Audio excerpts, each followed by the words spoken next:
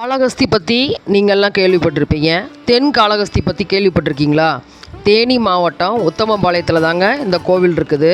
முன்னொரு காலத்தில் இப்பகுதியைச் சேர்ந்த சிவபக்தரான பிச்சை என்பவர் ஆண்டுதோறும் மகா சிவராத்திரி அன்னைக்கு காளகஸ்தி போகிறத வழக்கமாக வச்சுருந்துருக்காரு. அவருக்கு வயசானதுக்கப்புறம் அவரால் அவ்வளோ தூரம் போக முடியலையாமா. அப்போது போக முடியலேன்னு சொல்லி வருத்தப்பட்டிருக்காரு. ஒரு சிவராத்திரி அன்னைக்கு கனவுல தோன்றிய சிவன், இங்குள்ள காட்டில் அரளி செடியின் கீழ் குடியிருக்கிறேன், என்னை தரிசிக்கவா அப்படின்னு சொல்லி அழைச்சாராம். மறுநாள் ஊர் மக்களோட சென்று சிவலிங்கத்தை பார்த்து வழிபட்டிருக்காரு. கோவில் உருவாக்கப்பட்டு சிவனுக்கு காளத்தீஸ்வரர் அப்படின்னு பெயர் சூட்டியிருக்காங்க. அம்மனின் பெயர் ஞான பூங்கோதை. இந்த கோவிலில் இன்னொரு சிறப்பாக ராகுவோட சிம்ஹியும் கேதுவோட சித்திரலேகாவும் தம்பதியாக காட்சி தராங்க. இவங்க 4 பேரும் சிவனை வழிபட்ட நிலையிலையும் இருக்காங்க.